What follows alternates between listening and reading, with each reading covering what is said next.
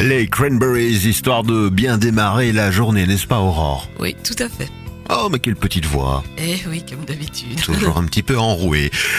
C'est le moment, c'est l'instant du pense-bête, je cherche mes mots aussi.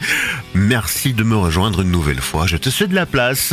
Alors Ben, les mois ont passé depuis l'émotion suscitée cet été par la situation des réfugiés et le moins que l'on puisse dire, c'est qu'à l'élan de solidarité d'alors se sont depuis succédés pour nous rappeler combien l'hospitalité n'est pas l'élan le plus naturel aux populations, nombre de malentendus, dérapages et déclarations pour le moins douteuses.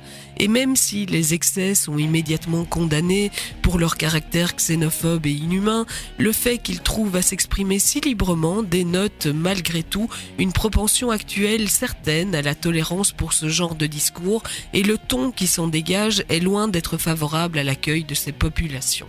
On a beau dire la polémique des agressions de Cologne passées, que celle-ci n'était finalement peut-être pas la conséquence logique de l'ouverture de nos espaces publics à de jeunes musulmans forcément étrangers à toute idée de respect des femmes, l'image a eu le temps d'infuser plusieurs semaines dans nos imaginaires collectifs. L'image, régulièrement réactivée par des vidéos ou des faits divers, parfois immédiatement démentis, d'une masse anonyme et basanée s'attaquant aux citoyens, à sa famille, sa femme, ses enfants, n'a rien d'inoffensif ou d'inconscient. Ou d'innocent, pardon. Elle sert un propos politique et se rend tenace et difficilement dépassable tant elle s'ancre en nous en jouant avec nos émotions. Sur un autre mode, après avoir vu des réfugiés molestés aux frontières de l'Europe et critiquer les pays sur lesquels nous nous étions déchargés de cette responsabilité, après les communications de Theo Franken enjoignant les populations de pays en guerre à ne surtout pas venir chez nous, après les charmantes déclarations d'un religieux flamand décourageant les gestes charitables, n'est-ce pas un comble, après la fermeture de piscines publiques, comment encore s'étonner et plus encore s'indigner, sincèrement, lorsqu'on apprend que certains demandeurs d'asile se voient réduits à de simples numéros écrits au feutre sur leurs mains.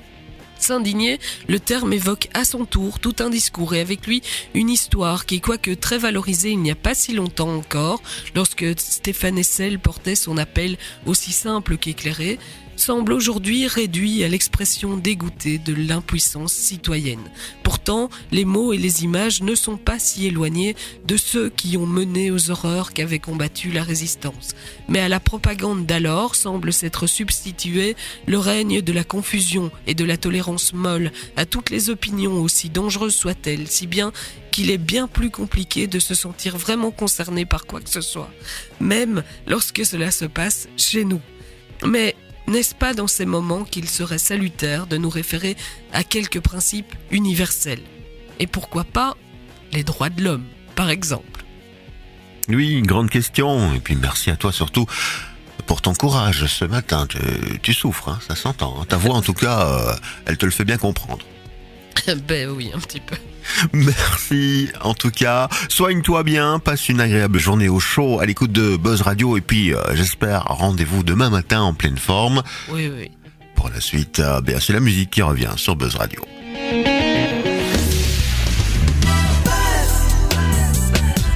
Buzz Radio, juste pour vous. Buzz Radio.